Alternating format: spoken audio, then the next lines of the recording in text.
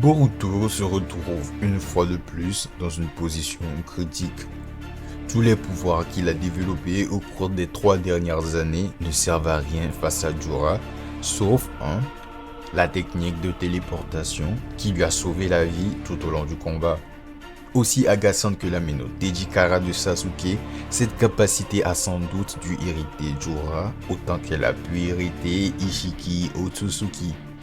Pourtant, un seul personnage semble véritablement incarner l'héritage d'Ishiki, Kawaki, dont le dojutsu est maintenant pleinement activé, combattant Jura sans pitié sur le champ de bataille.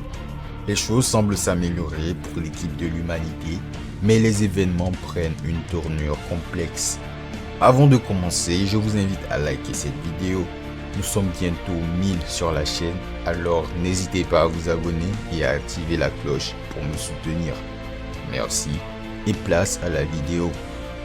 Le titre du chapitre 23 est Le Redoutable et le personnage sur la couverture est Jura qui s'est pris pour un mannequin à la Fashion Week. Dites-moi ce que vous en pensez dans les commentaires. Personnellement, j'aime beaucoup. On sent que Ikemoto s'est fortement inspiré de Jojo pour le design de ses personnages. Le chapitre commence avec Mitsuki ayant affronté vaillamment les monstres de grâce, apparemment seul en mode ermite. Il informe ensuite Konohamaru qu'Araya a emmené l'épine d'âme de Ryu et le corps de Yodo vers l'arbre dans lequel Shinki a été transformé. Sarada est toujours inconsciente et portée par Mitsuki. Konohamaru exprime des regrets au sujet de Yodo, soulignant à quel point il faut être préparé face au Shinju, tout en reconnaissant que la mission n'est pas encore terminée. Mitsuki souhaite aller aider Boruto à affronter Jura, mais Konohamaru refuse, rappelant que leur objectif est de récupérer l'âme épineuse et que Boruto le sait également. Pourtant, Mitsuki insiste, ce qui montre qu'il considère toujours Boruto comme un camarade malgré les effets de l'omnipotence. Konohamaru ajoute que le but est d'atteindre le lieu où ils avaient rencontré Araya et Yodo selon les directives de Boruto. Cela laisse supposer que Boruto avait prévu quelque chose, peut-être une téléportation ou une autre stratégie. Mais on comprendra bien plus tard qu'il s'agissait d'un autre plan. Pendant ce temps, le combat entre Boruto et Jura fait rage. Boruto est déjà blessé, victime d'un tir de Mini Bijudama. La blessure est sérieuse, bien qu'elle ait épargné ses organes vitaux. Malgré la supériorité physique de Jura, Boruto tient tête grâce à sa vitesse, esquivant les attaques et réagissant à temps. Il parvient à prendre Jura par surprise, se téléportant dans son dos pour lui trancher une jambe, laissant paraître chez Jura une légère expression de douleur. Ils enchaînent alors les coups dans une scène digne des combats de DBZ où chacun ne parvient à toucher l'autre. Mais Boruto reconnaît qu'il n'a aucune chance au niveau de la force brute comme quand Naruto faisait face à Kaguya. Jura le saisit, mais Boruto riposte grâce à la foudre violette, puis se téléporte. Ensuite, Boruto utilise une stratégie qui rappelle l'une des plus belles ruses de son père. Il lance un kunai qui semble esquivé par Jura, mais se transforme en Boruto lui-même, probablement grâce à un clone. Difficile à confirmer, mais un nuage de fumée semble indiquer une transformation plutôt qu'une simple téléportation. Jura part l'attaque, ce qui confirme qu'il est encore en train de jouer avec Boruto. Il lui assène un coup de genou au visage, ce qui épuise Boruto. Jura lui envoie un violent coup au ventre, le projette au sol, puis lui lance une nouvelle attaque que Boruto esquive de justesse. Jura réapparaît ensuite dans son dos, mais Boruto parvient à le bloquer avec l'épée de Sasuke qui se fissure sous l'impact. Jura l'achève ensuite d'un coup, le laissant inconscient. Eida, bouleversée, dit qu'elle ne peut plus regarder. Kashin Koji, lui, annonce qu'une nouvelle mise à jour vient d'apparaître dans le flux temporel, puis entre dans une transe prophétique. Il voit plusieurs futurs, notamment un où Jura se tient l'œil, semblant surpris par une attaque.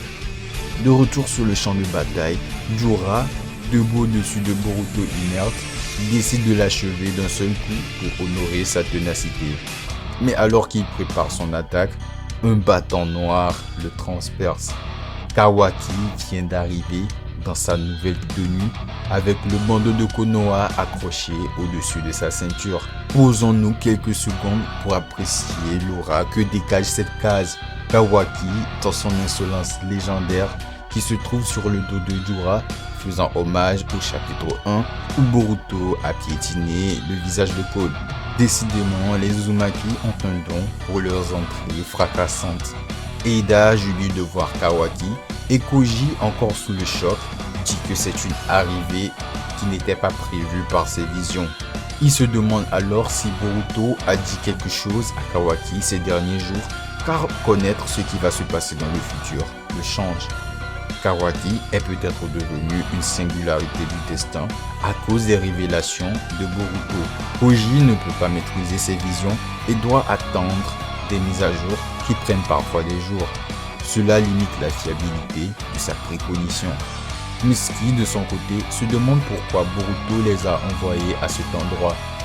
Delta apparaît alors, indiquant que Boruto savait qu'elle arriverait ici. Il ne comptait donc pas les téléporter, mais anticipait son apparition. Cela pourrait s'expliquer par une communication avec Kawaki ou par une vision du futur obtenue grâce à Momoshiki. On revient au combat. Jura tente d'attaquer Kawaki, qui esquive en rapetissant, puis réapparaît pour contre-attaquer.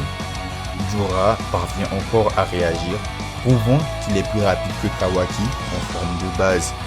Il lance une bombe bijou que Kawaki évite sans utiliser le karma et rejoint Boruto.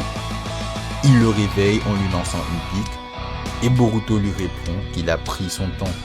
Cela montre une fois encore que Boruto avait anticipé son arrivée. Jura ressent une énergie inédite émanant de Kawaki.